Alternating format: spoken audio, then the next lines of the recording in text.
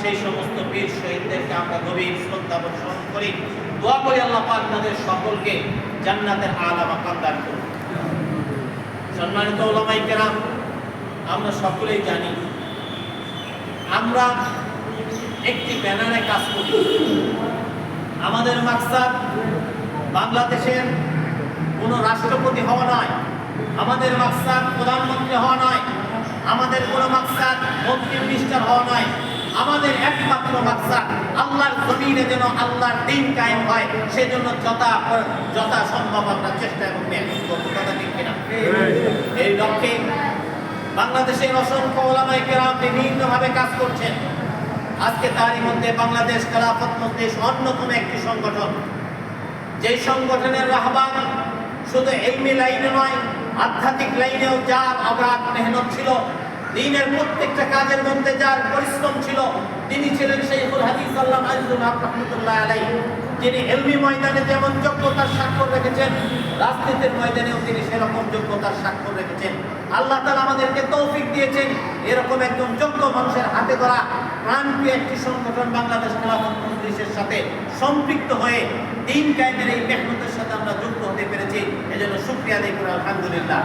সেই সাথে সকলের কাছে আমি আরেকটি অনুরোধ রাখবো, বিগত দিনগুলোতে আমরা যে পরিমাণ কোরবানি মুজাহাদা করেছি, 1971 সালে আমরা রক্ত দিয়েছি, এর আগে 1947 সালে আমরা রক্ত দিয়েছি, এরপরে বিগত যে সমস্ত সরকারগুলো গঠন হয়েছে স্বাধীনতার পর থেকে নিয়ে 54 বছর পর্যন্ত উলামায়ে কেরাম প্রতিনিয়ত যখন জান দেওয়ার প্রয়োজন হয়, দেশের জন্য যখন কোরবানির প্রয়োজন হয়, শাহাদতের প্রয়োজন হয়, সেইখানে উলামায়ে কেরাম ভূমিকা রাখে।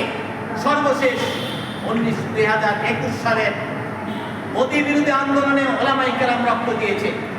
সেই সাথে 2024 সালের 36 আন্দোলনে, 36 জুলাইয়ের আন্দোলনে, জুলাই আগস্টের আন্দোলনে যারা শাহাদত বরণ করেছেন, যারা ত্যাগ এবং কোরবানি মুজাহাদা পেশ করেছেন, বাংলাদেশের উলামায়ে কেরামের মধ্যে সিংহভাগ তাদের মধ্যে অন্তর্ভুক্ত ছিল।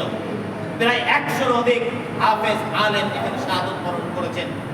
আজকে এতগুলো শহীদ, প্রতিনিয়ত তারা শহীদ হচ্ছে, যেই শহীদগুলো রক্ত দিয়ে যাচ্ছে, তাদের জীবনগুলো কোরবানি করে যাচ্ছে, এর বিনিময়ে আমরা যে খেলাফত ব্যবস্থার স্বপ্ন দেখি, স্বপ্নটা সবসময় আমাদের কাছে অধরাই থেকে যায়। এর কারণটাকে আমাদেরকে বের করতে হবে। আজকের এই মজলিস থেকে আমি দৃঢ় কণ্ঠে ঘোষণা করতে চাই, আজ থেকে আমাদের রক্তের প্রতিটা ফোঁটার বদলা আমরা হিসাব নিতে থাকবো ইনশাআল্লাহ। আজ থেকে বাংলাদেশ খেলাফত মজলিসের সমস্ত নেতাকর্মী, সেই সাথে ইসলামী আন্দোলনের সকল নেতাকর্মীরা যে যেখানে যেভাবে শাহাদত বরণ করেছে, তাদের শাহাদতের যে একমাত্র মাকসাদ ছিল বাংলার জমিনে খেলাফত ব্যবস্থা কায়েম করা, সেই খেলাফত ব্যবস্থা কায়েম করার জন্য আমাদের জন্য যদি আবার রক্ত দিতে হয়, আমরা সেই জন্য প্রস্তুত আছি কিনা ইনশাআল্লাহ। সংগ্রামী সাথী বন্ধুগণ, আমি সকলের কাছে অনুরোধ রাখতে চাই, আমরা এই নির্বাচন পদ্ধতিতে কেন আসলাম? নির্বাচন পদ্ধতিতে আমাদের আসার মাকসাদ হলো এটা। মনে রাখবেন, এই নির্বাচনের মাধ্যমে আমাদের ইসলামী হুকুমত কখনো কায়েম হবে না, বিশ্বের কোথাও হয়ও নাই, আর বাংলার জমিনেও হবে না।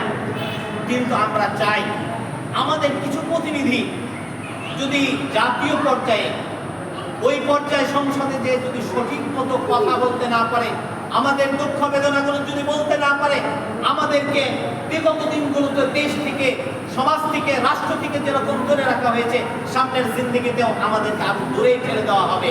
আমরা কি দূরে সরতে চাই নাকি সামনে বাড়তে চাই? কথা বলেন। সেই সাথে আমি সকলকে বলতে চাই, আজকের এই নির্বাচন, সামনে যে নির্বাচন আসতেছে, আমাদের উলামায়ে কেরামের জন্য খুবই গুরুত্বপূর্ণ একটি নির্বাচন। কেন নির্বাচন, কেন গুরুত্বপূর্ণ?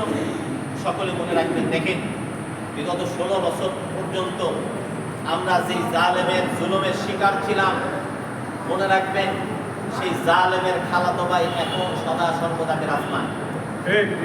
আজকে যদি আমরা সঠিক সিদ্ধান্ত নিতে ভুল করি, এই জালেমের খালাতো ভাইগুলো, জালেমের দোসরগুলো আবার আমাদের উপর ভূতের মতো চেপে বসবে, জালেমের মতো আমরা চেপে বসবে। আমরা সেই সুযোগ দিতে চাই না।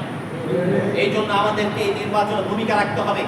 অন্ততপক্ষে আমাদের কিছু মানুষ যেন সংসদে আমাদের পক্ষে, এই মুসলিম উলামায়ে কেরামের পক্ষে মুসলমানের পক্ষে, ইসলাম এবং মুসলিম উম্মার পক্ষে যেন সঠিক কিছু পদক্ষেপ নিতে পারে, ভূমিকা রাখতে পারে, সেই জন্য আমাদের কিছু প্রতিনিধি ওখানে পাঠানো দরকার। নচেত আমরা মাঠে ময়দানে যতই চিল্লাইতে থাকি, বহির্বিশ্বের কাছে তারা দেখায় এরা মুষ্টিমেয় কিছু জনগণ, মুষ্টিমেয় কিছু জনগণ। আজকে দেখে মিডিয়া সম্পূর্ণরূপে ইসলাম এবং মুসলমানের বিপক্ষে অবস্থান করে। 2013 সালের 7টা দপ্তরে লক্ষ লক্ষ মানুষকে শহীদ করা হলো, হাজার হাজার আলেম ওলামাকে শহীদ করা হলো, কিন্তু তার কোনো সঠিক কোনো বিচার আমরা চাইতে পারলাম না, মিডিয়া আমাদের পক্ষে না থাকার কারণে। কিন্তু 36-এর এই আন্দোলনে, 36শে জুলাইয়ের আন্দোলনে মুষ্টিমেয় কিছু মানুষ শাহাদত বরণ করেছে, মাত্র 1500 মানুষ।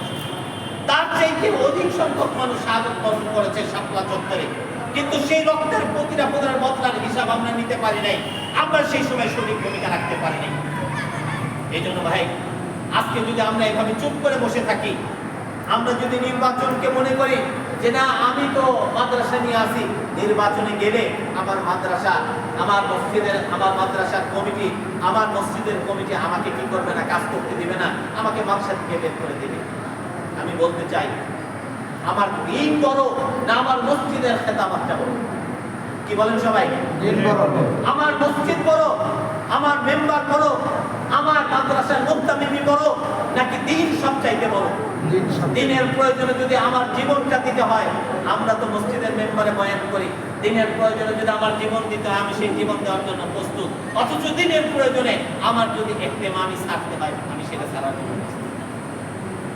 দিনের প্রয়োজনে যদি আমার ইমামতি ছাড়তে হয়, দিনের প্রয়োজনে যদি আমার ব্যবসা বাণিজ্য সবকিছু কোরবানি হয়ে যায়, যাক অসুবিধা নাই।